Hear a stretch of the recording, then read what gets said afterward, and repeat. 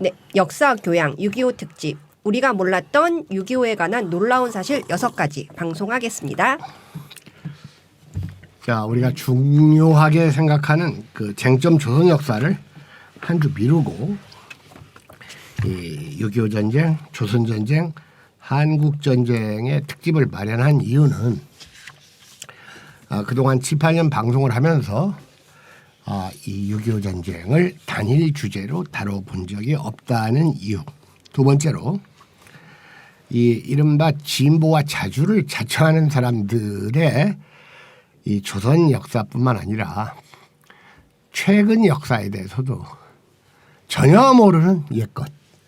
그 사이에 얼마나 많은 새로운 기록물이 나와 있는지조차도 모르는 이런 사람들이 함부로 질러대는 주장들이 대단히 보기 흉합니다. 우리가 어떤 일을 할 때 네. 이 서툴게 하거나 무지한 가운데 하는 것들은 보는 사람을 아주 짜증나게 합니다. 그래서 이번 기회에 6.25 70주년이죠. 네. 6.25 70주년 당일에 좀 시간 여유를 갖고 네. 6.25에 대해서 잘못 알고 있는 것들로만 골라서 네. 남들 뻔히 아는 얘기들은 하지 않고 쉽게 인터넷이나 책을 보면 나와 있는 내용들은 하지 않고 네. 완전히 새로운 자료에 의거한 새로운 전쟁에 대한 해석을 여러분과 나눌까 그럽니다. 네, 중간중간 의문점이 있으면 질문을 하시되 주장을 하실 때는 근거와 함께 하시기 바랍니다. 네. 6가지를 소개해드리겠습니다. 네, 소개하시죠. 1. 6.25 직전 북이 보낸 사절단은 어떻게 되었나? 2. 내전인가 외세전인가? 3. 중국군 투입과 인해 전술, 인민재판 사실일까? 4. 스탈린과 마오는 무엇을 했나? 5. 소련은 왜 안보리 거부권을 행사하지 않았나? 6. 남침인가 북침인가? 이 6가지 기록일까? 문장 중에서 네. 지금 약간 어색한 문장이 3번이에요. 네. 중국군 투입과 인해 전술. 이건 중국군과 관련되는데 인민재판은 인해 전술과 이렇게 동격 나열될 건 아니죠. 네.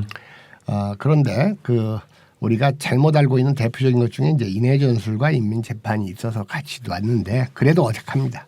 다만 인민재판하면 이건 중국이 최고입니다. 왜?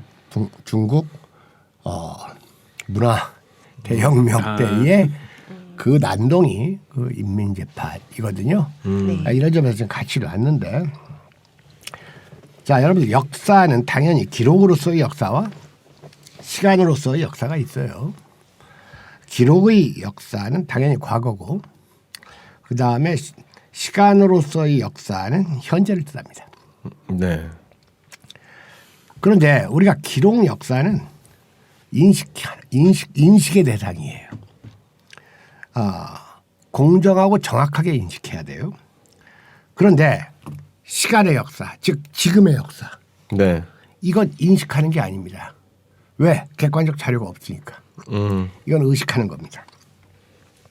네. 의식하는 거예요. 이 현재의 역사를 어떻게 의식하느냐, 이걸 역사 의식이라고 하는 겁니다. 즉 오늘의 시대를 어떻게 보고 어떻게 살아가는가라는 문제 의식이 곧 역사 의식이다 그겁니다. 물론 과거는 현재를 기준으로 평가하는 거예요.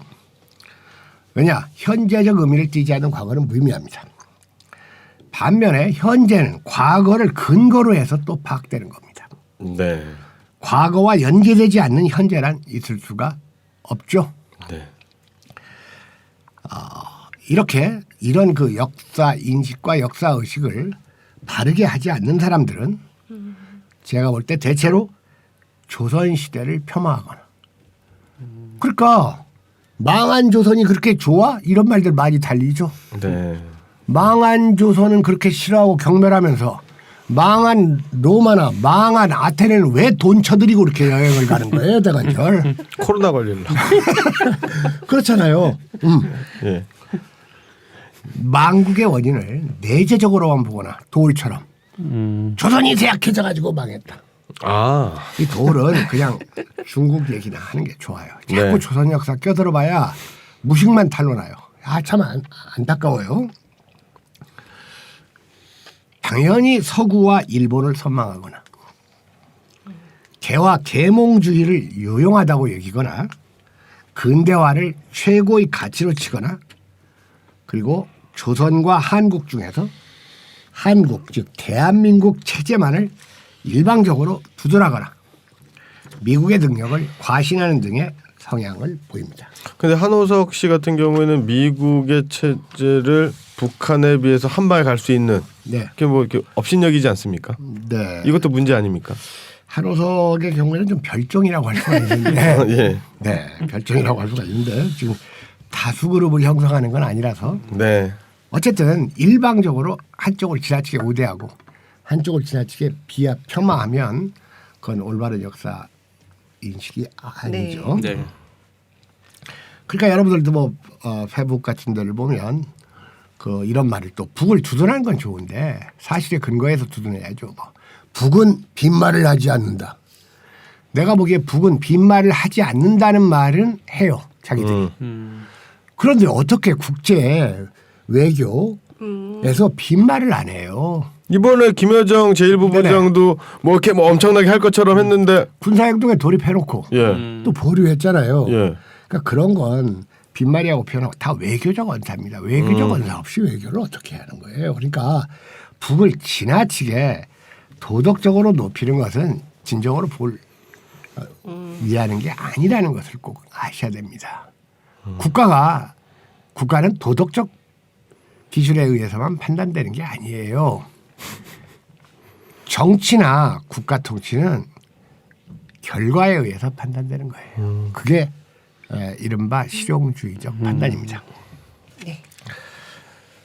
그러니까 이렇게 역사에 대해서 잘 모르는 사람들의 그 성향을 한마디로 얘기하면 국가주의 또는 근대주의가 되는데 바로 저는 여러 차례에 걸쳐서 바로 이런 국가주의와 근대주의는 모두 범식민주의라고 규정을 한다 그겁니다. 결과 역사인식과 역사의식이 바르지 못한 오늘의 한국인은 구체적으로 얘기하겠습니다. 갑신정변과 독립협회가 얼마나 해로웠는지를 잘 모릅니다. 네. 이런 주제에 대해서는 세 분이 방송도 했죠. 네. 네. 제국주의의 음험함과 러일 전쟁에 대해 전혀 모릅니다. 사실 러일 전쟁처럼 안 알려진 전쟁, 잘못 알려진 전쟁이 없어요. 상해 임시정부의 진정한 공로자들이 알려져 있지 않습니다. 네. 그래서 기껏 안다는 게 김구, 안창호, 그다음 조선의용군과 조선인민혁명군의 성과가 은폐되어 있습니다. 그리고 이념 진보와 자유주의 야당이 지나치게 우대를 받고 있습니다.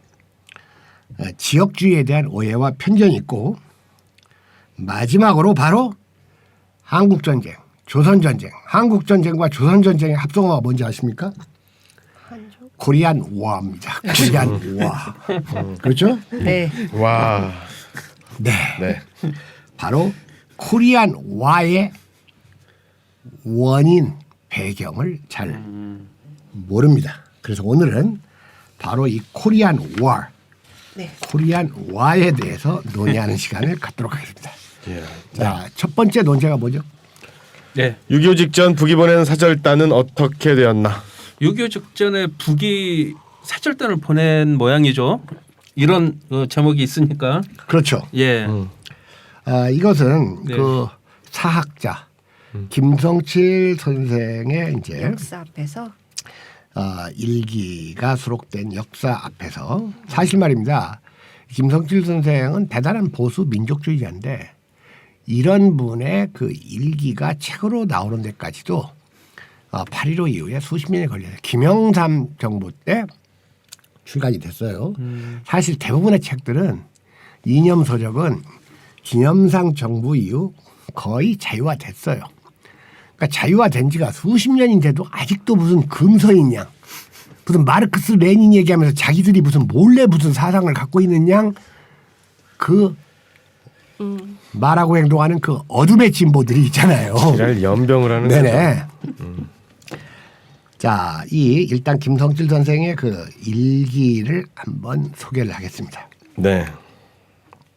1950년 6월 25일 낮 때쯤 하여 밭에 나갔더니 가게집 주인 강군이 시내에 들어왔다가 나오는 길이라면서 오늘 아침 38 전선에 걸쳐서 이북군이 침공해 와서 지금 격전 중이고, 옛날에는 북한이라고 안 했어요. 이북이라고 했습니다. 이북, 이남. 이게 가치 중립적인 용어 아닙니까?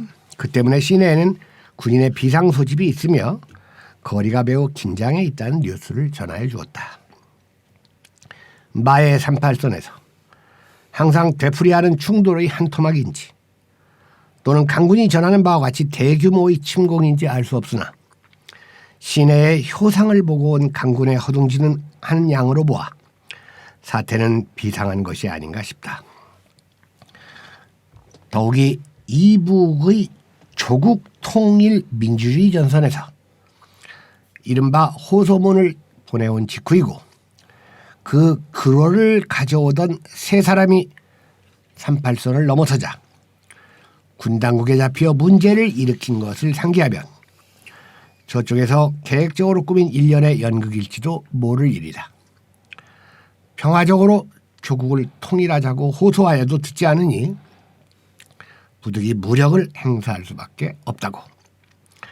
그 호소의 내용은 세상에 자세히 알려져 있지 않으니 다른 것은 모르거니와 신문지상의 전하는 바에 의하면 대통령 이승만 박사를 비롯하여 이남의 정계요인 9사람을 제외하고 통일하자는 것이라니 이것은 이해할 수 없는 일이다. 이 대통령이 9사람의 정치인에게 큰 오류가 있을는지는 모른다. 그러나 그것은 별개의 문제이다. 이를 바꾸어 생각한다면 이남에서 통일을 제안하면서 김일성 수상이야, 이 당시에는 주석이 아니고 수상이었습니다. 제가 네. 이 당시에 얘기를 하면서 김일성 수상이라고 하면 주석입니다 하고 또 고쳐주는 놈들이 있어요. 주석제는 나중에 생겼죠. 네. 김일성 수상이야 이북의 정계 요인을 모두 제외하고 하자면 글쎄 이북에서 이를 들을 법한 일인가. 이런 제안을 해놓고 이북에서 듣지 않는다고 소위 북벌을 한다면 그게 당연한 일이라고들 국민은 수긍할 수 있을 것인가 해서 여기서 약간 그 북을 비판했죠. 네. 그 다음에 이 38선을 넘어온 북의 사절단 세 사람이 어떻게 됐는지가 나옵니다. 제가 얘기하는 것보다는 이 김성칠 선생의 일기를 계속해서 소개하는 것으로 전달을 대신합니다. 그러나 이북의 소위 조국 통일 호소에 대한 이남의 처사도 온당한 것이라고 할 수는 없다. 넘어온 사람은 곧 되돌려 보내고 그 제안의 불합리함을 천하에 밝히는 것이 떳떳한 일이 아닐는지 제안의 내용은 우물쭈물 비밀에 붙이고 이른바 호소문을 가져온 사람을 잡아서 전향을 시키고 방송을 하고 아무리 억지의 제안을 가져왔대도 사자의 형식으로 월경해 온 사람들을 잡아서 족치는 것이 도리의 어긋남이며 그들이 대한민국에 넘어와 보고 감격한 나머지 이북을 배반하기에 이르렀다는 발표는 좀 지나치게 어수룩한 수작이고 국민은 또 어떠한 고문을 썼기에 일껏 결심하고 넘어온 사람들로 하여금 그토록 쉽사리 변절하게 하였을까 하고 한번 생각하지 않을 수 없을 것이다. 어떻게 했는지 아시겠죠? 네. 사절단을 보냈는데 그 평화를 호소하는 통일을 호소하는 호소문을 들고 사절단을 3명을 보냈는데 북에서 이것을 잡아서 족쳤다. 족쳐 고문했겠죠. 그러니까 전향했겠죠. 족쳐가지고 대한민국 만세 부르겠죠. 전향. 야, 너 김일성 개새끼 해봐.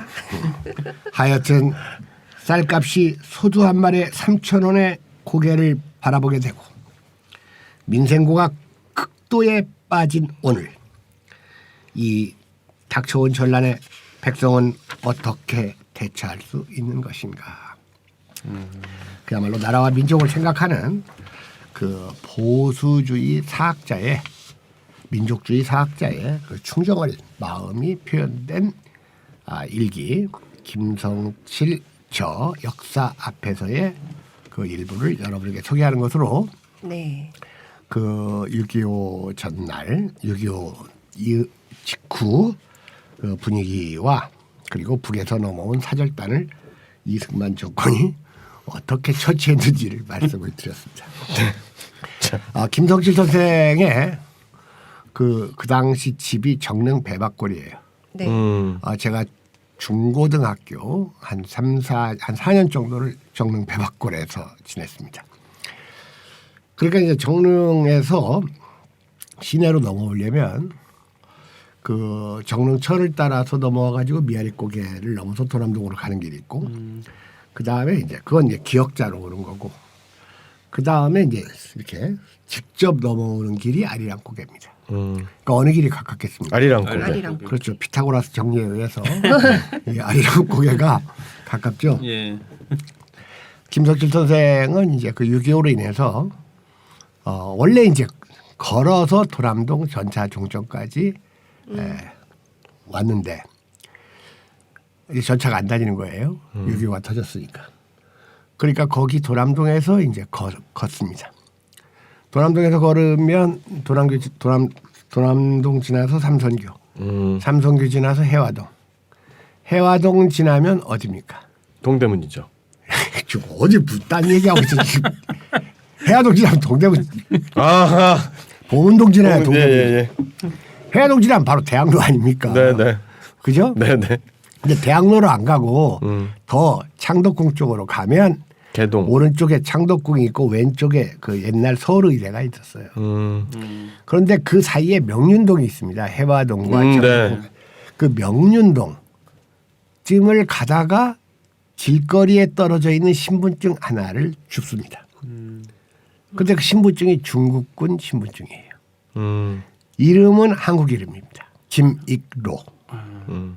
그러니까 이 김석질 선생이 이 소련군 탱크가 왔다는 말은 들었는데 중국군이 참전해?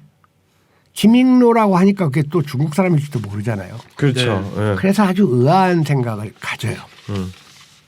그러면서 어쨌든 그 신분증을 이 소중히 역사학자답게 주머니에 챙겨 넣는 장면이 나오는데 바로 이런 문제들도 오늘 그 논의를 하겠습니다. 사실 불과 10년 전까지만 하더라도 왜 김성칠 선생이 명륜동 바닥에서 중국군 신분증을 주었는지를 아무도 몰랐어요.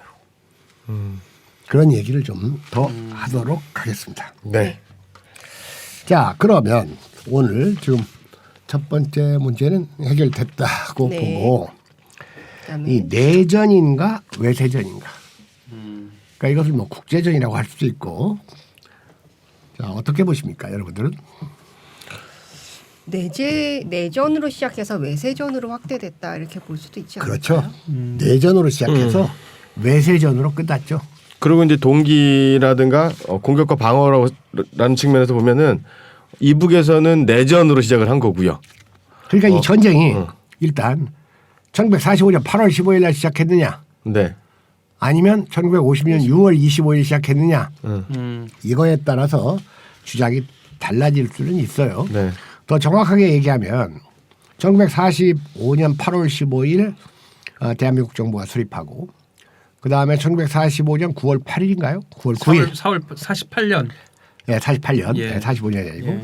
48년 9월 9일인가요? 네, 맞습니다. 그때 이제 그 조선민주주의인민공화국이 창건 됐음으로 해서 분단이 확정됐잖아요. 네. 그러니까 이 내전으로 볼 때 이 내전이 8.15 이후에 시작됐느냐 50년 6월 25일 시작되느냐 이런 논의는 필요하죠. 그러니까 어쨌든 그 1950년 6월 25일에 시작됐다면 6.25는 내전이고 네. 1953년 7월 27일 7.27은 외세전이다. 외세전으로 끝난 것이다. 이렇게 말할 수가 있습니다. 그런데 여기서 외세전이라는 것의 더 큰 배경은 냉전, the Cold War이라고 할 수가 있겠죠. 찬전쟁. 예. 냉전. 네. 그렇죠. 1947년에 미국의 정치학자 W. 리프먼이 있습니다. 들어보셨죠, 리프먼? 네. 바로 이 사람이 그 The Cold War라는 제목의 논문을 발표했죠. 그런데 이보다 1년 앞선 1946년 3월에 영국 처칠은 미국 웨스트민스터 대학 연설에서 유럽 대륙에 철의 장막이 생겼다. 이런 말을 하면서 미국과 영국이 단결하여 소련의 공산주의 확산을 막아야 한다고 주장을 합니다. 자, 여러분들 우리나라에서 엄청나게 과대평가되고 터무니없이 과대평가되고 있는 영국인을 하나만 들으라고 하면 처칠이에요. 좋지. 둘이라고 하면. 이 새끼. 처칠은 양심불량인데다가 능력도 없어요. 무능합니다. 욕심만 많아요. 그렇습니까? 저는 그 욕심, 탐욕이죠. 예. 그리고 실제로 무능해가지고 인정도 못 받았는데 이런 사람한테 또 노벨 무슨 문학상 같은 거 줘가지고 한국에서 무슨 처칠이 뭐 대단한 위인 것처럼 얘기하잖아요. 네. 사실은 이런 연설은 미 영이 짜고 한 거예요. 처칠이 먼저 이렇게 냉전 비슷한 걸 얘기하고 또 미국이 주도한 겁니다. 미국과 영국은 말 그대로 미국의 푸들이에요. 대표적으로. 그러니까 자존심도 없는 것들이에요. 옛날 그렇죠. 그 뭐 대영 제국 하다가 그 대영 제국이라는 말도 황당한 말이죠. 네. 물론 옛날에 무려 뭐 60 내지 80개국의 식민지를 가지고 있었던 세계 최대의 제국주의 국가가 영국인 건 사실이지만, 근데 우리나라 이 진보주의자들이 아직도 대영 제국이란 말을 쓰는 사람이 있어요. 여기 많아요. 옛날 통합진보당 진보정책연구원장이었던 그 전직 대학 교수라는 분이 대영 제국 이런 말을 써요. 위대한 역사가. 네. 식민지를 많이 가졌다는 게 그렇게 자랑할 일인가? 네, 그러게 말입니다. 그것 때문에 식민지 근대화 옹호론도 좀 이렇게 나오는 게 그리고 아닌가? 무엇보다 지금은 그렇죠. 대영 제국이 아니잖아요. 네. 그냥 섬나라죠. 네. 축구나 좀 하죠. 네. 자, 여러분 1980년 6월 25일입니다. 영국 마거릿 대처 수상이 언론 인터뷰에서 자유시장과 자유경제를 옹호하면서 더 이상 선택의 대안은 없다. There is no alternative. alternative 양자 선택이라는 네. 뜻이겠죠. 대안. 라고 잘라 말합니다. 그러니까 결국 이 발언으로 신자유주의가 진리라는 입장이 표명된 거예요. 네. 미국과 영국이 짜고 냉전 국제 정세를 위반하고 영국과 미국이 짜고 신자유주의 국제 질서를 또 선포를 한 겁니다. 그러면서 민영화부터 해가지고 이제 이런 해고 막 시작이 된 거죠. 대철이죠. 이런 점에서 영국은 미국의 주구 국가로 전락을 했어요. 그리고 미국의 제2 주구 국가는 일본입니다. 네. 자, 사실 연합국의 지도자로 알려져 있던 그 윈스턴 처칠 맞죠? 윈스턴. 네. 윈스턴이라는 담배 이름도 있었는데. 네 있습니다. 네. 하얗게 빨갛고 파란 게 있습니다. 처칠은 이제 막 전쟁에서 벗어난 세계 인민들에게 실망을 안겨주는 발언을 한 겁니다. 특히 소련의 스탈린은 처칠을 히틀러에 비유하면서 전쟁광이라고 비난을 했죠. 미국과 교감하던 처칠은 2차 대전 중반부터 소련의 영향력 증대를 경계하면서 독일을 무너뜨리는 데는 소련과 연합해서 싸웠지만 소련의 세력이 확장되는 것은 미국과 영국이 원하던 바가 아니라는 것을 절실히 알고 있었습니다. 그런데다가 이제 동유럽 인민들도 소련을 해방자로 인식을 했죠. 그리고 소련의 지원을 받아가지고 동유럽은 사회주의 체제를 발전시켰어요.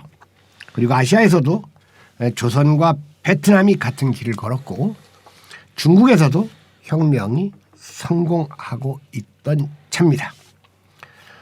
이른바 사회주의 세계 체제가 그 세계 양강 체제의 하나로 구축되고 있었던 겁니다. 처칠은 영국에서는 인기가 별로 없었고 미국에서 큰 인기를 얻었습니다. 1947년 미 국무장관 마셜이 유럽 경제를 부흥시키기에 원조를 제공하겠다는 이른바 마셜 플랜을 네. 발표하고 영국을 중심으로 유럽 경제 부흥회가 열렸고 유럽 16개국으로 구성된 기구가 구성됩니다. 먼저 돈으로 유인하고 그다음에 국가 동맹으로 가는 길을 걸은 거예요. 이렇게 미국을 기축으로 해서 서유럽 국가들이 반공 정책을 노골화하니까 소련과 동유럽 국가들도 이에 대비했죠. 네. 그래가지고 몰로토프 플랜 또는 코민포럼, 코메콘 등이 예. 이제 표면화되기에 이릅니다. 그러면서 미소 간의 양극 체제 대결은 첨예해졌죠. 이 냉전은 소련의 의사와는 무관하게 미국과 영국이 조장한 겁니다. 동서 냉전 상태는 군사적인 대결 체제로까지 치달으면서 1949년 4월 미국과 소유럽 국가들은 NATO 이게 뭡니까? 나토. 북대서양 조약기구를 결성했고 1955년 소련과 동유럽 국가들은 바르샤바 조약. 바르샤바 조약기구를 결성해 대응을 했고요. 그리고 1949년에 소련은 미국에 이어서 원자폭탄 실험에 성공을 합니다. 자, 이렇게 이제 국제 질서가 이제 진행이 돼요. 1950년에 드디어 한국에서 전면전이 터졌습니다. 네, 전면전이죠. 이 전쟁은 내전이자 냉전의 산물이라고 볼 수밖에 없어요. 네. 그리고 이 전쟁은 냉전이 열전으로 구체화된 겁니다. 베트남의 대제국주의 투쟁도 냉전 속에 열전으로 비화됐다는 공통점이 있어요. 그래서 이 조선전쟁, 한국전쟁부터 베트남 전쟁까지를 뭐 동아시아 전쟁 30년으로 보려는 아주 무책임한 견해도 있습니다. 그냥 공통점이 있는 거지 그게 동아시아 전쟁이라고 포괄될 수는 없죠. 이런 걸 주장하는 분이 역시 오늘 도울 많이 얘기되네. 무리한 주장이에요. 그저 새롭기만 하다고 해서 그게 올바른 주장은 아니죠. 그러면 나머지 동아시아 국가들은 뭐란 말이에요. 자, 그런데 이 동서냉전의 두 주체인 미국과 소련에서는 똑같이 반대자를 적으로 몰아쳐 탄압하는 분위기가 조성됩니다. 미국에서는 1948년 히스 사건으로 공산주의자 색출 공정이 시작되고 히스는 국무부의 고위 관리로 근무했던 사람인데 어느 날 갑자기 국가 기밀을 소련에 넘겨준 혐의로 기소되어 징역을 삽니다. 1950년 FBI가 미국인 간첩들이 1945년과 46년에 원자폭탄 관련 자료를 소련에 넘겨주었다고 발표합니다. 이 사건으로 많은 사람이 기소되었는데 이 중 줄리어스 로젠버그 부부는 1954년, 53년 사형을 당합니다. 또한 1950년부터 5년 동안 상원 의원 메카시에 의해 도발된 메카시즘 광풍이 미 전역을 휩쓸죠. 이로 인해 관료, 정치가, 교수, 문인, 예술가들이 대거 희생당합니다. 그러니까 이 메카시즘의 광풍은 얘기하는 한국 먹물들은 없어 지금. 밤낮 얘기하면 중국 문화 대혁명이라고 그래. 어느 유튜브에서 우리 유튜브 성명에서 우리 방송이 종중이래 종중. 그런 바보 같은 말들이 어딨어. 있는 그대로 얘기를 하는 거지. 우리는 우리하고 종하고는 상관없습니다. 우리는 네. 누구를 절대 추종하지 않습니다. 그리고 사실 봐요. 이번 코로나로 지금 전 세계가 지금 자멸 직전까지 가고 있는데 만약 이 코로나가 미국이나 영국이나 스위스에서 발생했어 봐요. 하나도 문제될 거 없습니다.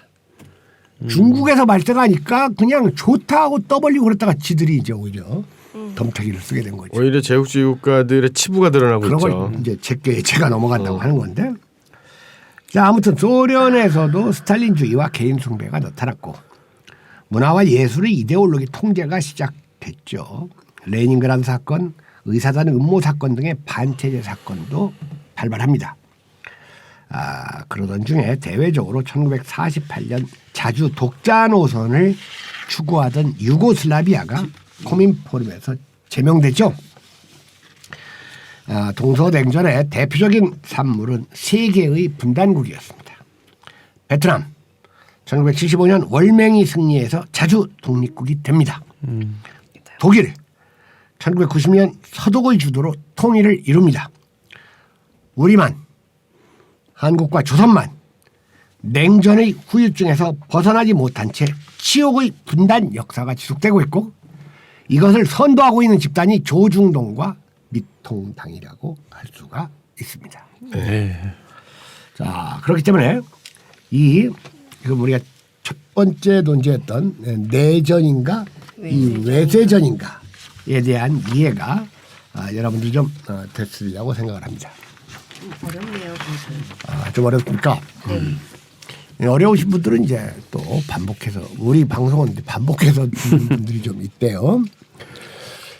자, 사실 이 중국군의 투입이야말로 이 조선전쟁, 한국전쟁의 최대 이제 변수가 됐죠. 네. 물론 이제 그 전에 이제 미군이 이제 예, 투입된 연합군 거고, 그 국제연합이라는 그 위장된 명칭으로 사실 그게 유엔군이라는 이름으로 행사됐는데 합법적인 유엔군은 아니었죠, 사실 그것도. 자, 그런데 이 중국군의 역할이나 투입 그 성격에 대해서 잘 모르고 있는 분들이 많아요. 네. 이 평양일 겁니다. 아마 그 마오쩌둥의 아들 마오 안닝의 묘가 있죠. 네. 전사 있죠. 평양인지 평양에서 그걸 조금 떨어져 있는지 때려 부쉈다가 새로 지은 걸로 알고 있는데요. 한경도 그래가지고 쪽에. 무슨 대 무슨 산 쪽으로 네, 예, 갔다는 사람도 옮겼다는 있고. 걸로 예, 제가 예. 알고 있어요. 예. 마오 안닝의 장남이죠. 네. 네, 마오쩌둥이. 그러니까 마오의 그 가장 좋은 부인 양카요이. 예, 양계. 양계 양카이후이 사이에서 난 아들인데 그 안닝이 그 이 조선 전쟁을 지원하자 그 마오가 그 조선 전쟁의 그 사령관인 펑더와이에게 아들을 맡기죠.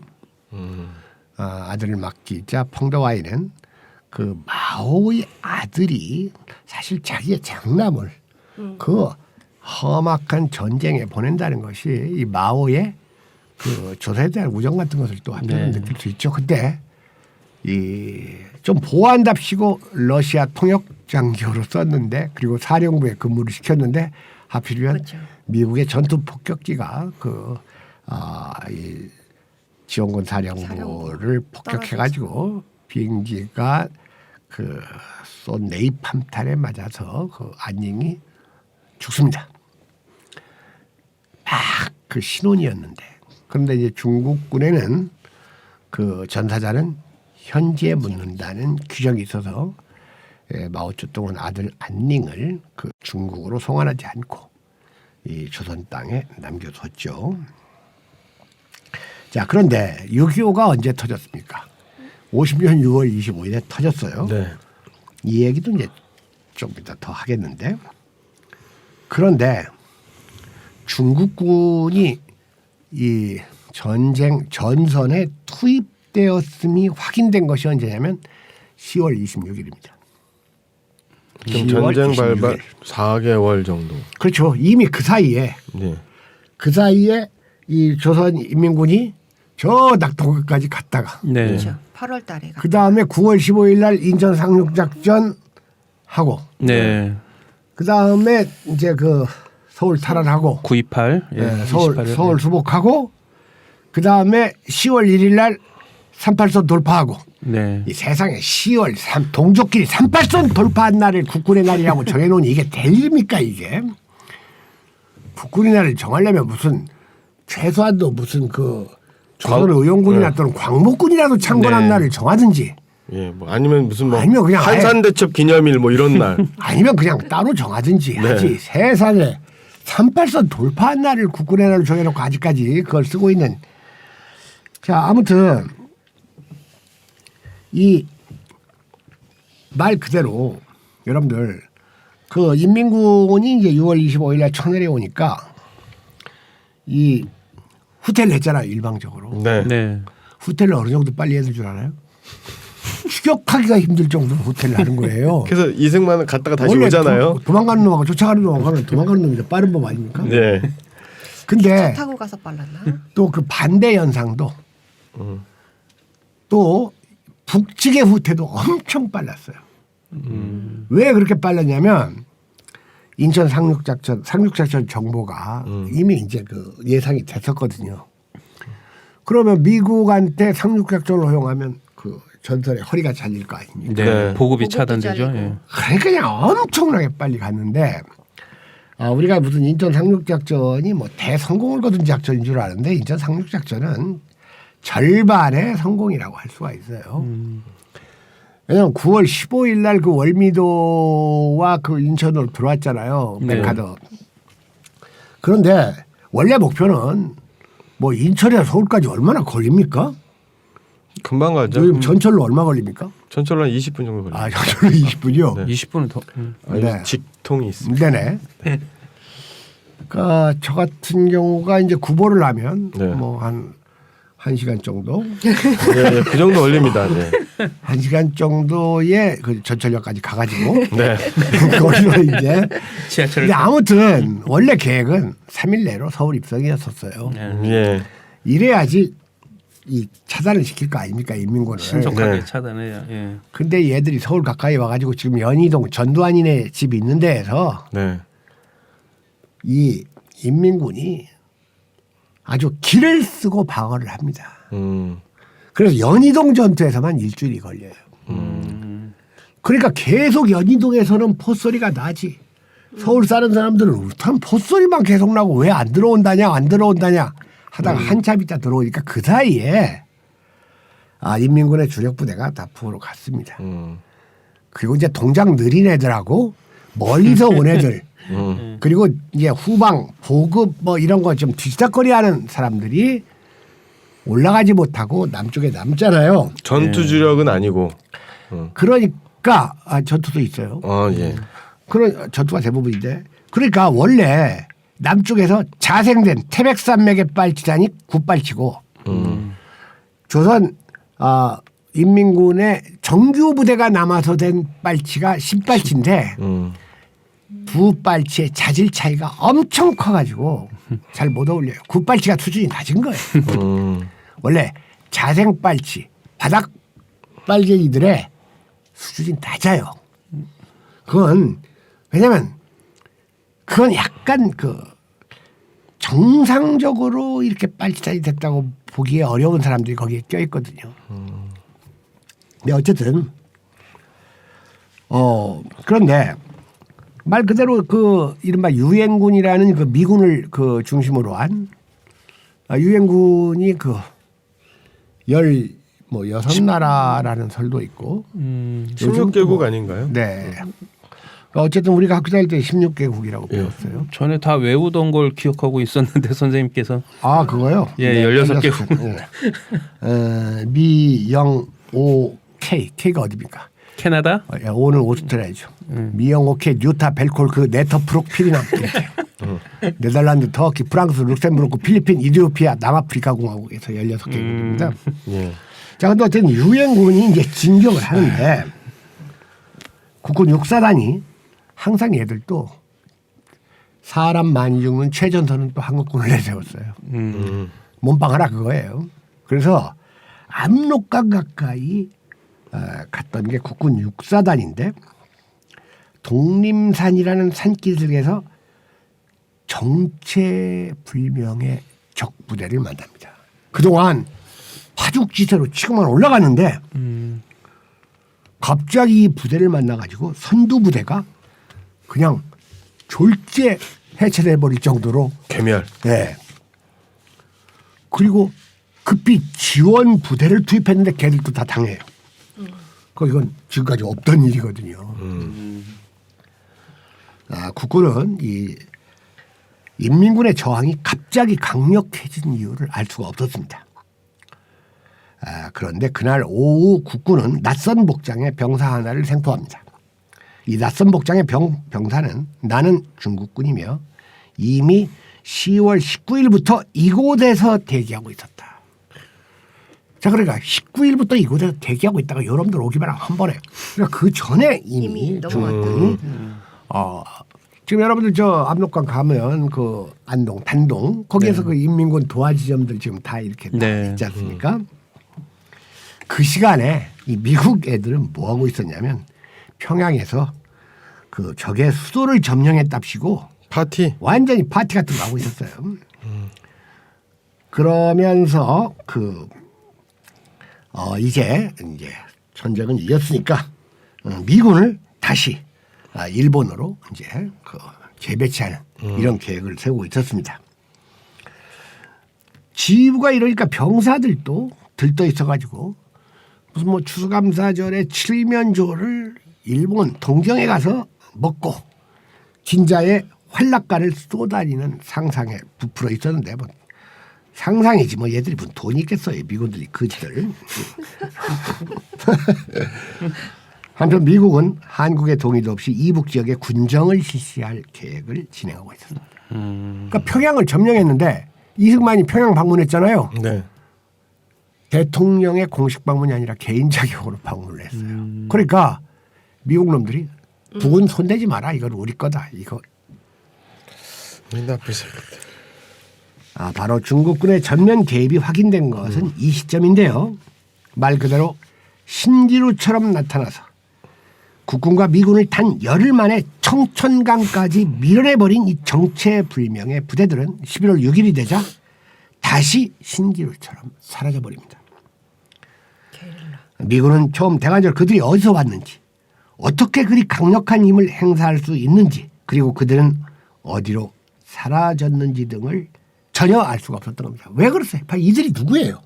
바로 이들이 항일전, 국공내전을 치렀던 다수의 조선인이 포함되어 있었던 정예 중국군 아닙니까? 그러니까 이제 동북항일연군 뭐 이렇게 해서 중국 그- 인민지원군. 예. 예. 팔로군 뭐 이런 거. 그래서 그들 출신이죠. 예. 원래 이제 중국 항일 부대는 팔로군과 신사군이 있었는데 네. 네. 팔로군은 화북 지역의 군대가 팔로군이고 신사군은 이제 화남 지병의 군대를 신사군으로 해가지고 장개수 부대에 포함을 시켰는데 일본 놈들이 45년 9월 2일 날 항복을 하니까 이 동북 이제 만주에서 활동하던 동북 항일 연군을 중심으로 이제는 항일이 아니잖아요. 네. 그래서 동북 민주연군이 결성돼요. 네. 그러니까 항상 이긴 군대에는 사람이 더 많이 모여드는 거예요. 그래서 동북 민주연군 한 1만 5천 명 정도의 조선인이 포함된 동북 민주연군이 7만으로 불어나 버립니다. 그러니까 이 만주 지역 압록강 너머에 다수의 조선인을 포함한 엄청난 군 병력이 있었던 겁니다. 그러니까 이렇게 깨져놓고 한다는 말이 중국군의 인해 전술을 당해내지 못했다. 막. 인구가 많으니까 막 사람을 쏟아내고 죽이면 또 나고. 네, 또 나오고 또 나오고. 이렇게 또 우리가 학교에서 배웠지 않습니까? 네. 나오고. 네. 인해 전술은 생구라입니다.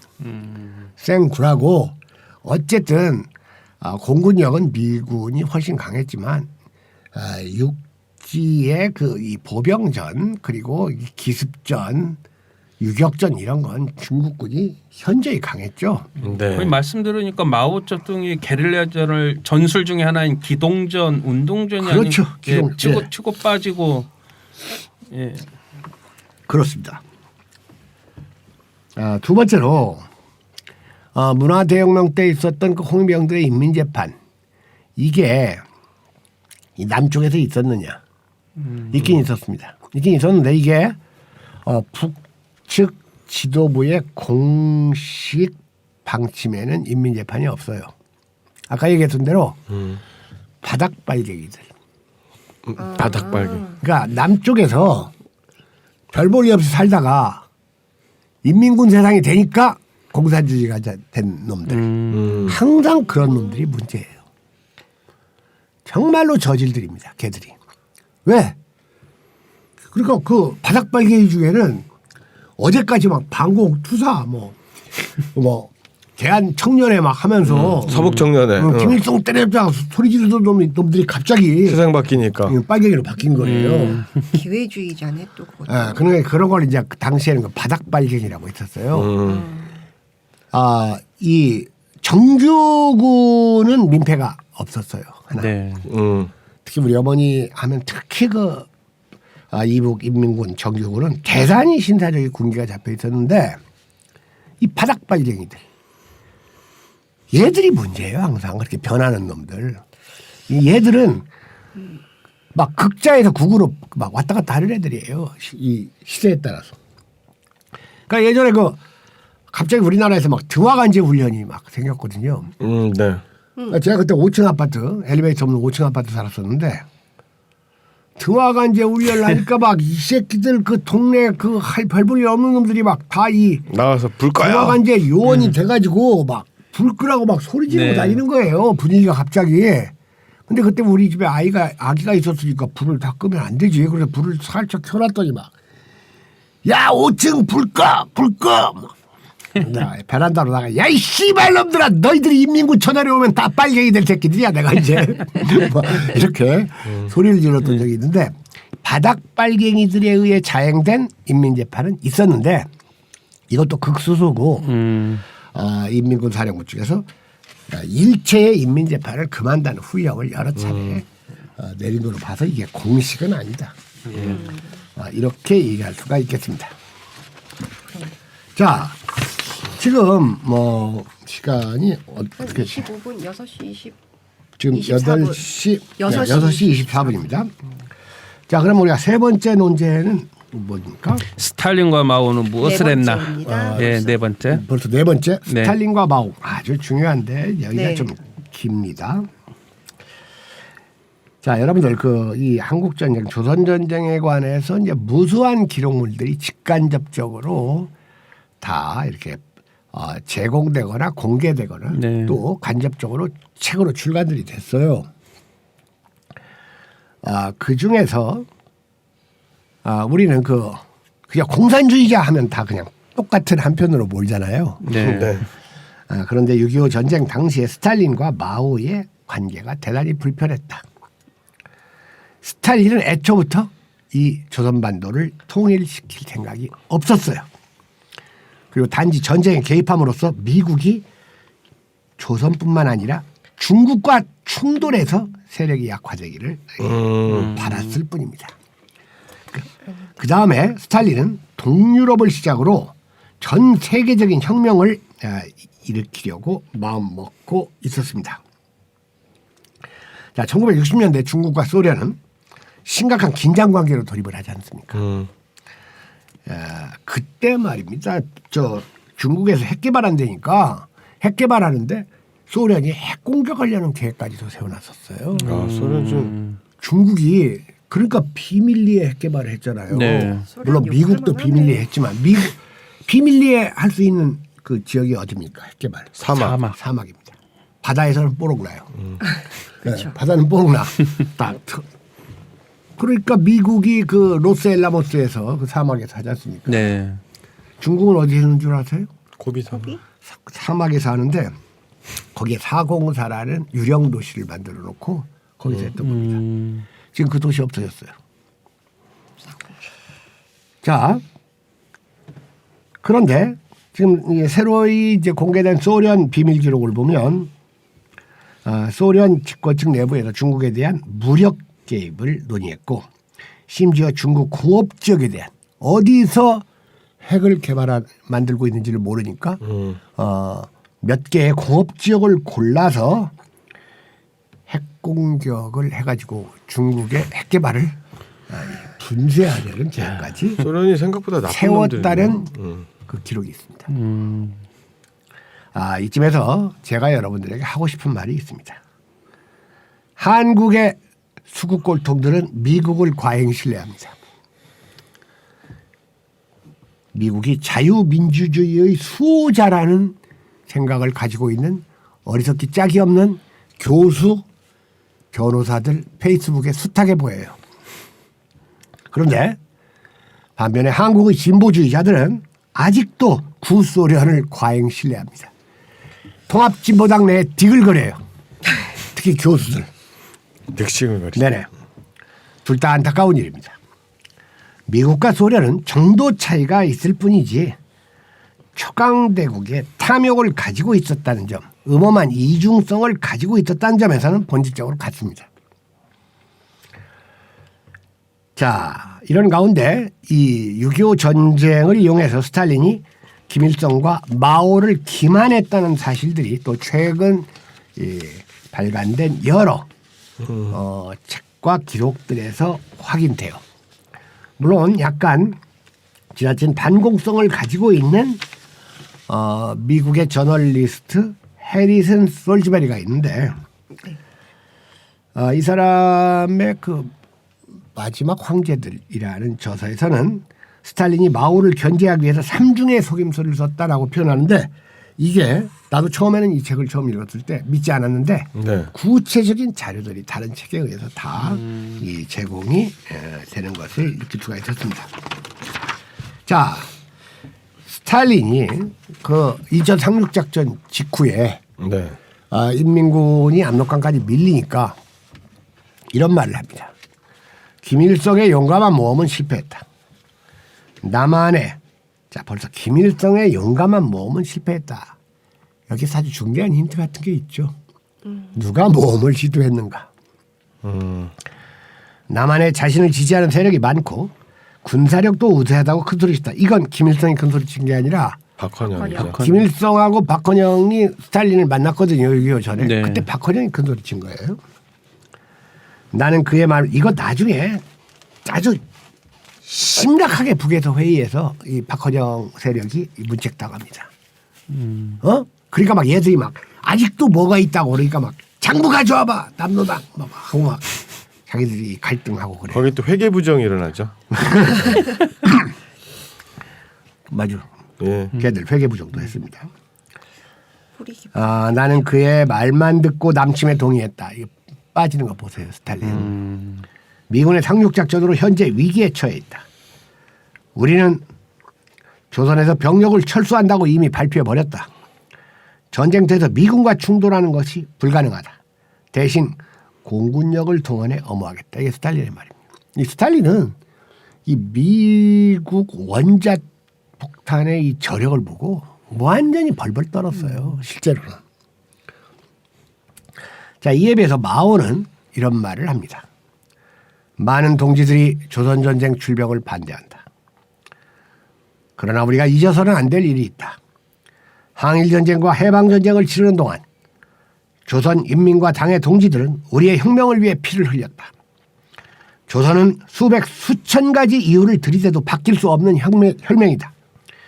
미국은 우리보다 대포가 많다. 그러나 역사는 대포로 쓰는 것이 아니다. 저들이 원자탄을 쓰면 우리는 수류탄으로 맞서자. 우리가 모른 채 하면 일본이 중국을 침략했던 길로 미국이 들어온다. 그러니까 이 조선반도, 특히 조선반도의 북부가 외세의 군대에 의해서 침탈되면 중국은 파병을 하는 것이 아주 유구한 전통이에요. 그런 것이 이제 가장 극적으로 나타났던 것이 임진왜란이죠. 네. 그리고 임진왜란은 실제로 남쪽 바다의 수군까지도 중국이 지원을 했어요. 네. 그러니까 그 이순신 장군이 마지막 그 전사한 해전. 마지막 노량 해진도 사실은 그 주도했던 것은 명나라 그 수군입니다. 그러니까 이런 말을 하면 무슨 종중이니 뭐니 하는데 역사적 사실이 그런 걸 어떻게 하냐 그겁니다. 사실 이런 것은 이 중국인 이야기 아주 흥미로운 책이죠. 네. 네. 누구죠? 저자가? 김명호 선생님. 그렇죠. 네. 김명호 선생의 중국인 이야기에서 참 흥미롭게 익히는 대목인데 자 여러분들 2008년에 노무현은 2008년이 노무현 죽기 1년 1년 전이죠. 전이네. 예. 2009년에 노무현이 파괴했죠. 네. 2008년에 서울에 올라왔어요. 14대. 14선언 때. 그때 올라와가지고 그 연설하던 걸 제가 직접 봤습니다. 2008년 가을 14선언 기념식 연설에서 6.25는 남침이었고 한국전쟁은 내전이었다라고 말한 바가 있습니다. 이게 좀 한계가 있는 발언이에요. 한국전쟁은 내전으로 시작되었다 하고 보는 게 맞는데 이걸 모두 내전으로만 보려고 했던 게 그 운동권들이 그 즐겨 읽었던 그 책 뭐 한 6권인가 5권으로 된 책 있잖아요. 그 나중에 얘기할게요. 그 뭐죠? 그 뭐 한국 뭐에 다시 한국 전쟁의 기원. 한국 전쟁이 다시 쓰는 한국 현대사. 다한사? 아닌데. 아니죠. 그거 나중에 얘기할게요. 네네. 지금. 운동권이 아니어서. 네네. 그걸 읽고 노무현이 피가 끓었다 이런 말을 한 적이 있어요. 해전사? 그렇죠. 예. 해전사라고 그 해방 전후사 인식. 예, 해방 전후사 인식. 예, 예, 아. 예. 저도. 근데 사실 거기서 그걸 해방이라고 한 것부터가 어폐가 있는 거예요. 8.15를 해방이라고 보면서 무슨 어떻게 해방 전후사를 제대로 인식을 해요. 8.15 전후사를. 네. 그 바로 그 해전사, 해방 전후사 인식이 운동권한테 준 영향이 막강한데 커요. 예. 문제는 이 책이 국내용이라는 데 있어요. 네. 이 분단과 이 조선전쟁, 한국전쟁이 얼마나 외세에 의해서 좌우된다는 그 당시에 자료도 없고 네. 아는 바도 없고 외국 신문을 읽을 수 있는 사람도 없고 그러니까 그랬겠지만 명백히 한계가 있는 책입니다.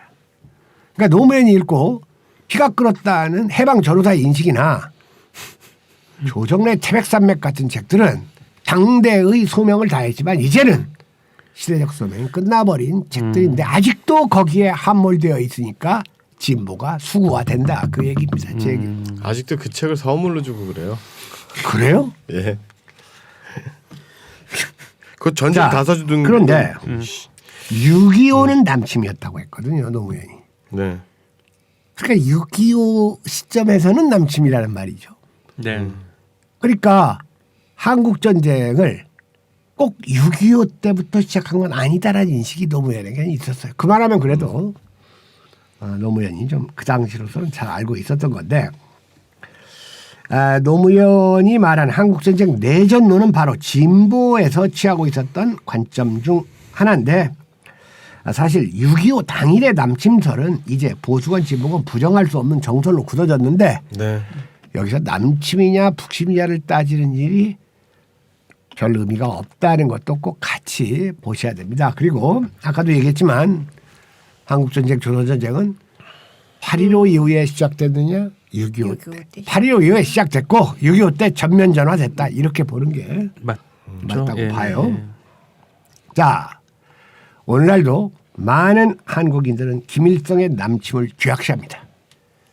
이 중에서 제 중학교 때 선생님이 계세요. 중학교 때 영어 선생님인데 제가 어느 날 그 오마이뉴스에 한창 글을 쓸 때 댓글이 달렸어요. 혹시 김갑수가 제가 알던 그 김갑수가 아닌가. 근데 보니까 중학교 때 우리 영어 선생님이 근데 미국에 이민을 가가지고 근데 그 선생님이 최근에 페이스북에 글을 올렸는데 6.25는 명백히 김일성이 저지른 죄악인데 그걸 역사를 왜곡하고 있다. 막 이런 글을 올렸더구만요. 사실 지금은 많이 이제 알려져 가고 있지만 얼마나 이 남쪽에서 김일성을 잘 몰랐습니까?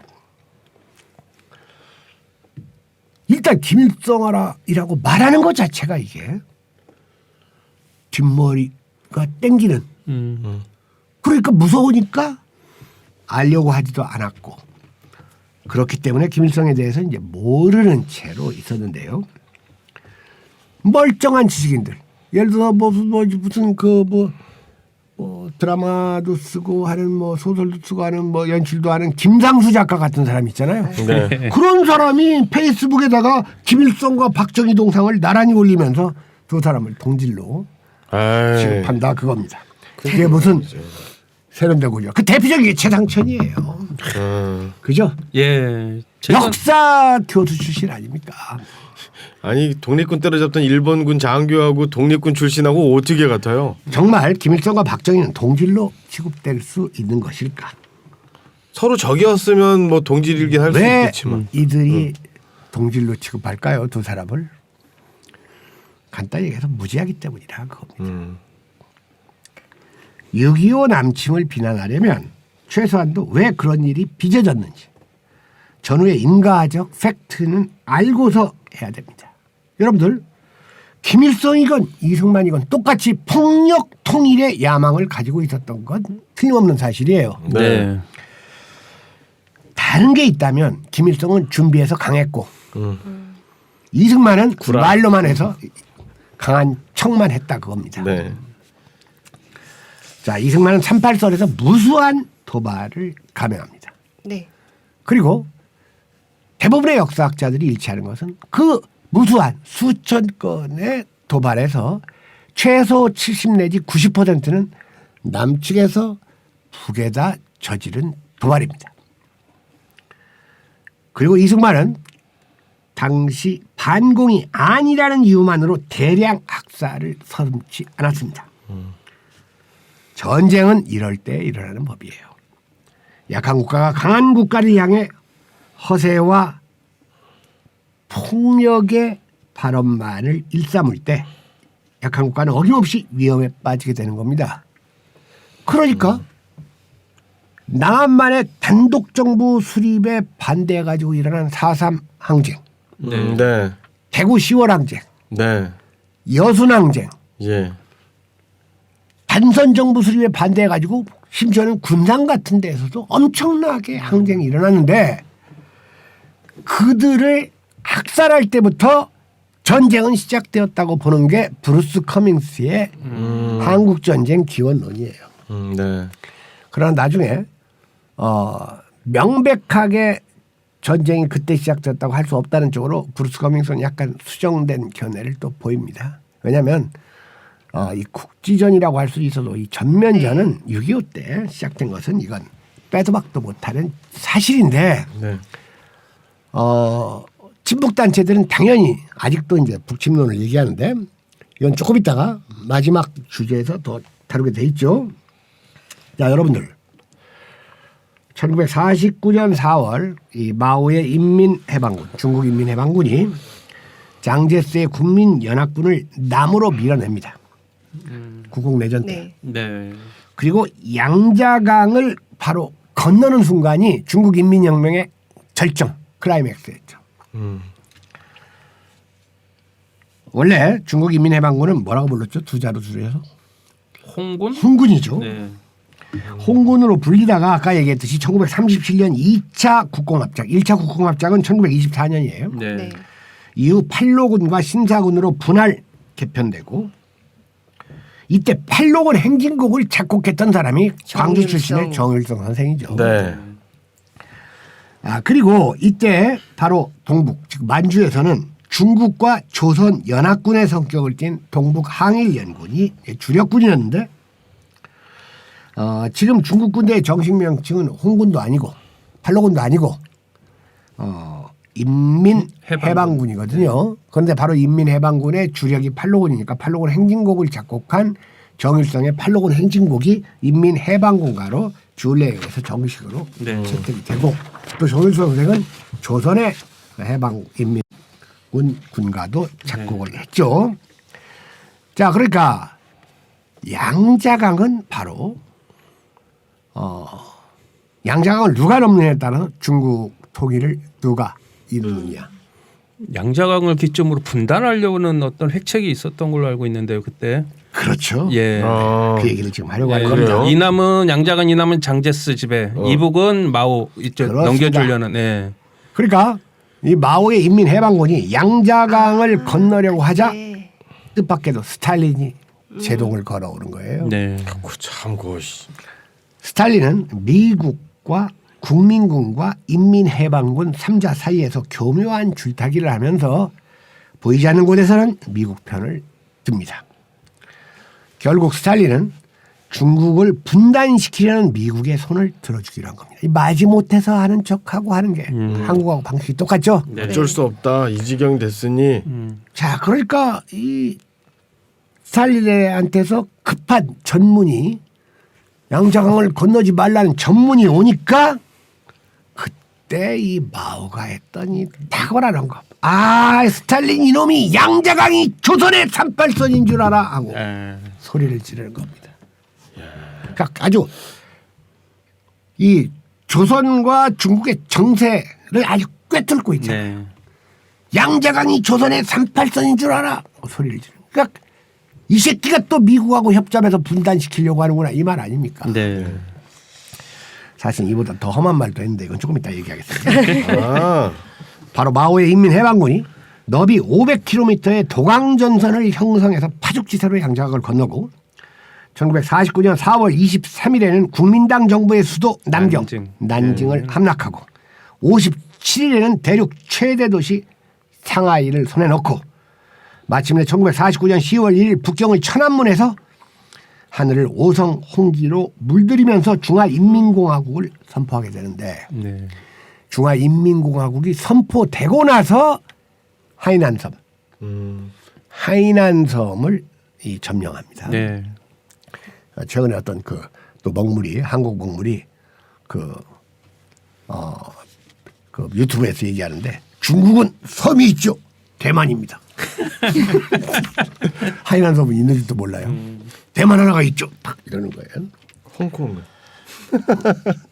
그럼 달이 어쨌든 났잖아.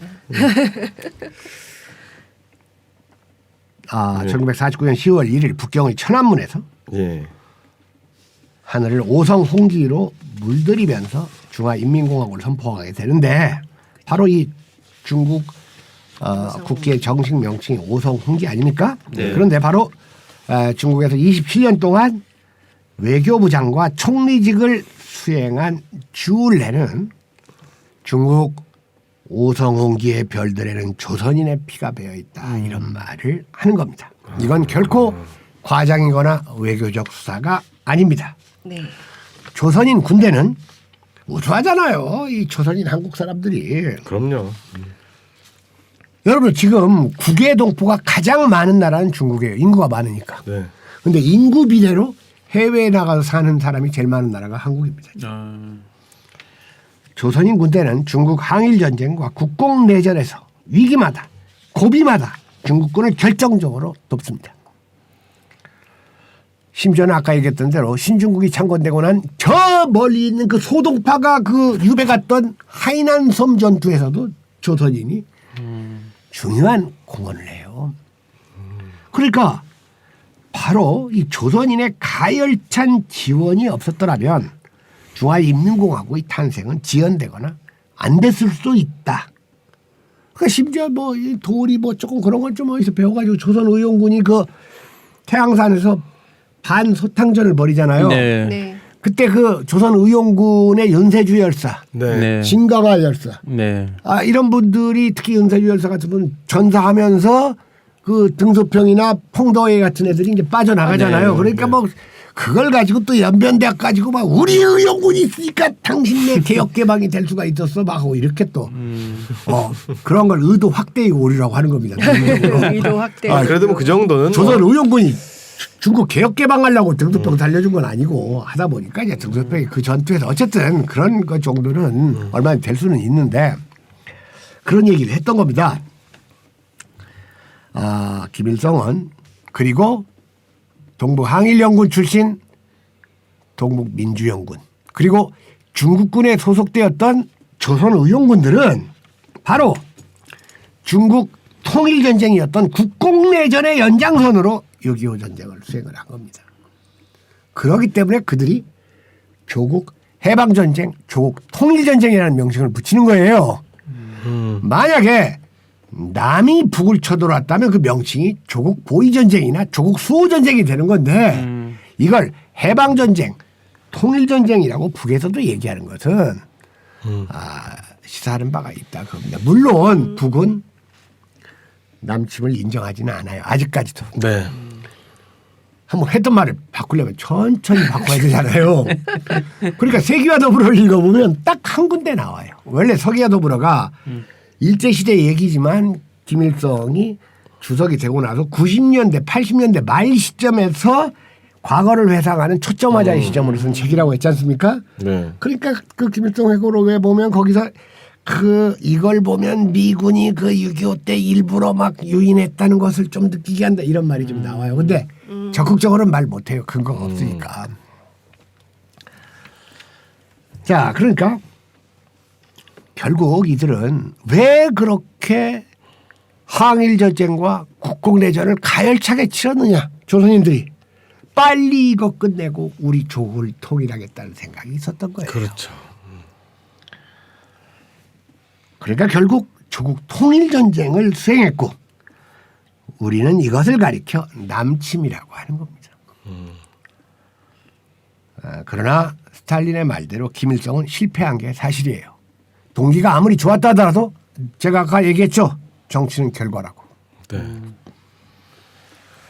김일성은 실패한 이유로 미군의 개입을 첫째로 들었습니다. 그러나 마오는 다른 이유를 들었습니다. 마오는 미군의 개입을 처음부터 예측하고 있었잖아요. 네. 네. 그러니까 아까 링가오도 미군이 그렇고. 뭐 오면 대포 갖고 오면 우리는 수류탄으로 한다. 1950년 10월 펑더와이의 지휘로 압록강을 넘어온 중국인민지원군은 미군 폭격기의 위력 앞에서 망연자실할 수밖에 없었습니다. 왜? 공군력은 없었잖아요. 네. 네. 이때 필요했던 게 소련의 공군력이었는데 스탈린 이놈이 또 부도를 내잖아요. 네. 쌩까죠 아주. 네.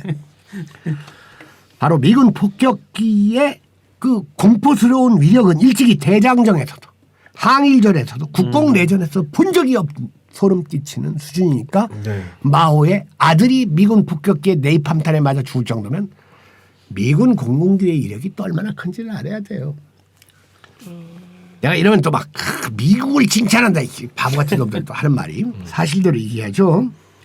바로 마오의 아들 마오 안녕이 미군기 B-26의 네이팜탄에 희생된 것은 압록강을 건너온 지 불과 34일 만입니다. 공군력은 공군력으로밖에 제어가 불가능해요. 공군력이 아니면 제어할 수가 없어요. 그러나 스탈린은 중국군의 파병을 부추기면서 했던 약속인 공군력 지원을 스스로 거짓말로 만들므로써 마오의 뒤통수를 쳤던 겁니다. 그 약속 지키는 척 하려고 소련 놈들 그 서툰 조종사 몇 명 그 네. 중국 그 조선인 복장 입히고 압록강 국경 너머에 왔다리 갔다리 하는 쇼만 했어요. 스탈린. 네. 그러니까 그런 쌍욕을 했구나 마오쩌둥이. 그렇죠.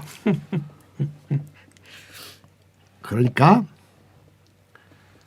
바로 스탈린 조선의 인민군이 서울을 점령한 것은 6.25 사흘 만인 6월 28일이었죠. 그리고 김일성은 곧 조국이 통일된다는 이 꿈에 부풀어 있을 때 북경에 있었던 마오쩌둥은 자기 비서 쓰저에게 정반대의 말을 했던 겁니다. 늘 김일성을 칭찬만 해오던 마오쩌둥이 그 두 사람 만나는 사진 보세요. 정말 마오쩌둥이 막 김일성을 보는 눈빛이 막 네, 형제 아주 같아요. 애정이 있는 부자지간 형제라고 할 수 없을 정도의 나이 차입니다. 아, 그렇습니다. 네. 나이 20년 차이죠. 정도의 뭐 차이니까요. 그러면서 이렇게 칭찬만 하던 마오가 서울을 함락한 시점인데 네. 그러니까 조선인민군이 승승장구할 결정적으로 막 때. 이기고 있는 시점인데 마오가 이 시간에 비서에게 했던 말이 기록으로 남아요. 김일성은 전략과 책략이 틀려먹었다.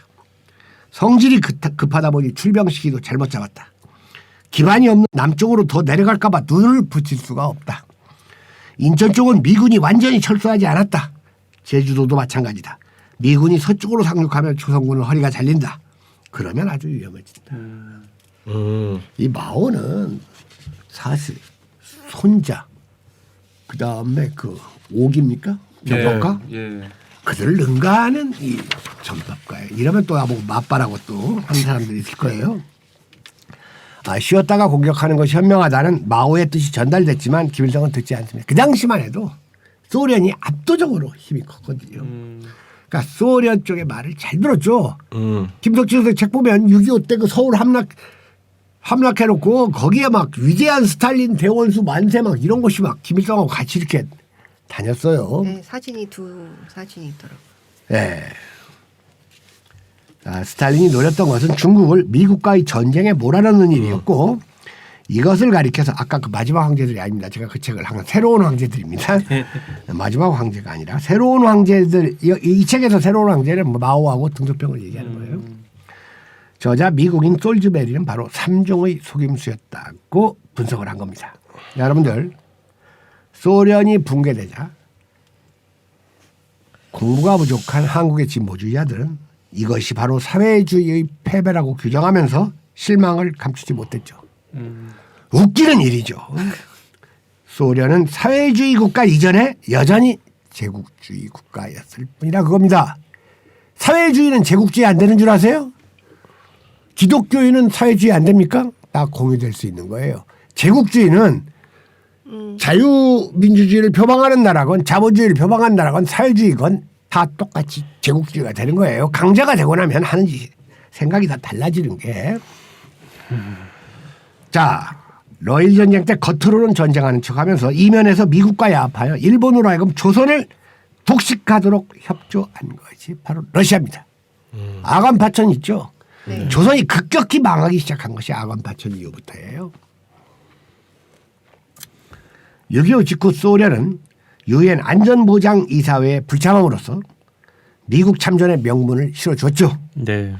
역사를 모르는 교조 좌파는 소련을 과대평가합니다. 바로 이것도 큰 틀에서 강자 선호의 모양주의다. 저는 이렇게 분석을 하는 거예요.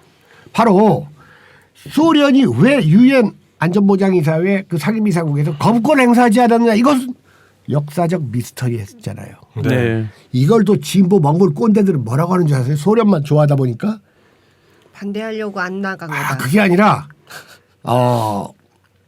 소련은 미국이 중국 그 당시 중공이라고 했죠. 네, 중공. 중공 체제를 인정하지 않기 때문에 그 항의하는 뜻으로 거부권을 행사. 그 말이 돼야지 그게. 그따위 진단을 하는 게 과거 통합진보당 정치학교 교장하고 무슨 진보정책 연구하는 사람들의 진단이에요. 말이 됩니까?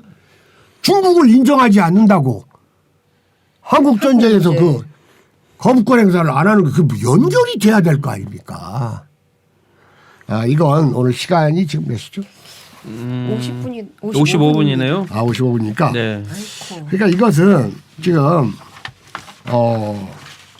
시간이 오늘 조금 한 10분만 추가해서 좀 빨리 하겠습니다. 네. 자, 뭐 비슷한 거니까요. 네. 자, 6.25 전쟁을 놓고 남치민이 북치민이 하는 시비가 붙어요. 일단 6.25 전쟁이라는 명칭에 반대할 수밖에 없는데 제한이 없어요. 지금으로서는. 네. 이것은 제일 좋은 명칭은 그냥 코리안 와예요. 코리안 와를 남측에서는 한국전쟁이라고 북쪽에서는 조선전쟁이라고 하는데 한자 문화권에서는 그게 한국전쟁 할 때 한의 개념이면 38선 이남의 개념입니다. 38선 이북을 한의 개념으로 안 하니까 베트남에서도 몽골에서도 중국에서도 다 조선전쟁이라고 해요. 한국전쟁이라고 안 합니다. 네. 그런데 또 어떤 무슨 6.25 전공학자라는 박보균인가? 그런 사람이 있죠. 이 사람이 하는 말이 한국전쟁이라는 명칭이 맞다. 지가 그런 책을 썼으니까 제목. 그리고 근거로 뭐라고 하냐면 베트남 전쟁도 베트남 전쟁이라고 하잖냐. 베트남이야 남과 북을 다 포괄하는 명칭이지만 한국은 남만 가지고 있는 명칭. 근데 요즘 그 교수라는 사람들 머리를 보면 다 좀 왜 이렇게 단순하고 우스꽝스러운지를 모르겠어요. 제가 조동진 목사 그 작고해가지고 제가 그 상주했다니까 거기다가 무슨 사람 돌아가셨으면 뭐 애들 낳든지 아니면 말든지 해야지. 김 씨가 조 씨의 상주를 합니까? 이런 댓글을 단 게 통합진보당 출신 교수예요 또. 정말 코미디도 이런 코미디가 없죠. 이번에 그 학교 그 코로나 때문에 온라인 강의, 사이버 강의 하잖아요. 그 강의 수강한 사이버 강의, 온라인 강의 수강한 학생들 댓글 보면 난리도 아닙니다. 예. 일단 6.25 전쟁이라는 명칭은 전쟁 개시일이 6월 25일이라는 특정일에 북이 남침했다는 사실을 부각하려는 의도로 지어진 명칭인 건 사실이에요. 그리고 세계 역사상 전쟁 개시 날짜로 전쟁 명칭을 부여한 예가 6.25 전쟁 말고 또 있는지 잘 모르겠어요. 그렇다고 해서 나는 6.25만을 볼 때 이것이 남침이 아니라 북침이라는 주장에 동의할 수도 없어요. 명백한 근거들이 너무나 많이 좀 출현했지 않습니까? 6월 25일 시점으로 볼 때 북에서 남으로 전면 쳐내려온 것은 부인할 수 없는 일입니다. 이런 사실은 특히 1990년 한국과 러시아 수교 이후 러시아에서 보내온 자료들에 의해서 더욱 보강되고 만약에 아직도 6월 25일 시점 북침이냐 남침이냐가는 의미가 없다. 또는 전쟁은 45년 8월 15일에 시작됐다. 이런 주장을 펼 수는 있어도 6월 25일 날 남에서 북을 미국이 쳐들어갔다라고 주장하면 이건 무지하거나 역사를 왜곡하는 겁니다. 이제 요즘 이번 6.25 때는 좀 덜하대. 작년까지는 이상한 것들이 떠돌아다니고 이거 제일 좋아하는 아이들이 그 민중당 아이들이었어요. 김종필 인터뷰 본 적 있으세요? 없어요. 인터넷에 또는 페이스북에 김종필이 네. 인터뷰를 했는데 네. 허허 남침이라니 이미 전날 국군이 거기를 공격하고 있었는데 하면서 김종필이 남침은 거짓말이고 그럼 왜 남침이라고 합니까? 그러니까 허허 하면서 이제 또 대답을 흐리는 그런 인터뷰 기사가 있어요. 김종필 인터뷰. 그래요? 네. 그게 떠돌아다녔어요. 특히 통합진보당 애들이 제일 좋아했어요. 그 인터뷰. 그러면서 항상 남침이 아니고 북침의 근거로 김종필 인터뷰를 들었습니다. 그럼 내가 좋아했어야 되는데 기억이 안 나네. 김종필은 1950년 6월 24일 당시 육군 정보국 대위 상황장교였어요. 육군본부. 이 인터뷰에서 김종필은 허허하는 너털웃음과 함께 6.25는 남침이 아니라 북침이라는 취지의 말을 해요. 그리고 실제로 이런 그 옹진반도 있잖아요. 황해도. 네네. 네. 백인엽이 네. 있었던. 황해도 옹진반도에서 국군이 네. 네, 넘어. 막 38선 넘어가지고 북으로 실제로 쳐들어갔어요. 예. 네. 이동했다 그겁니다. 네. 그거 왜 그런 줄 아세요? 옹진반도가 이렇게 돼 있으니까 인민군이 쳐내려오니까 옹진반도에 38선이 있거든요. 네. 네. 그러니까 반도니까 이렇게 38선이 이렇게 있으니까 걸치죠. 얘들은 육지로 후퇴할 수가 없는 거예요. 배를 타지 않는 이상. 예. 그러니까 에이 해가지고 북으로 올라갔다가 후퇴를 하거든요. 그걸 가지고 남쪽 기뢰들은 국군 옹진반도에서 북진 뭐 전격 개시해가지고 막 국군이 이기는 것처럼 얘기하고 또 그걸 가지고 국군이 북을 쳐 올라갔다는 근거로 또 다음 팀이 대기하고 되기도 있다네요. 한다 그겁니다. 그렇습니까? 네. 네. 자, 그래서 양해를 한 5분 내로 끝나겠다고 좀 전해주십시오. 그런데 지금 김종필 인터뷰가 게재됐다는 책이 월간 조선 2011년 5월 그리고 2010년 6월 신동아로 되어 있어서 제가 다 확인을 해봤어요. 네. 그랬더니 이 두 잡지에 다 실린 적이 없습니다. 이거야 다만 뭐 하나 전했어요. 2011년 6월 25일자 중앙일보 박복준 편집인과의 인터뷰에서 김종필은 당시에 긴박했던 상황을 회고하면서 북측에서 전면적으로 쳐내려온 사실을 증언하고 있을 뿐이에요. 이른바 김종필 인터뷰는 가짜뉴스다 그겁니다. 네. 여러분들이 6.25를 알고 싶으면 사학자 여민호 선생이 저술한 또 하나의 한국 전쟁이나 그리고 박병엽 선생의 구술을 기록한 김일성과 박헌영 그리고 여운형이라는 책 2010년에 나왔죠. 둘 다 2010년 책입니다. 네. 이 두 권의 책을 참조하시기 바랍니다. 자, 오늘 방송은 이것으로 그냥 좀 주마간단식으로 좀 서둘러서 했습니다. 네. 여러분들 수고하셨습니다. 다음 주는 3시 반에 뵙겠습니다. 네. 다음 주 네. 3시 반에 뵙겠습니다.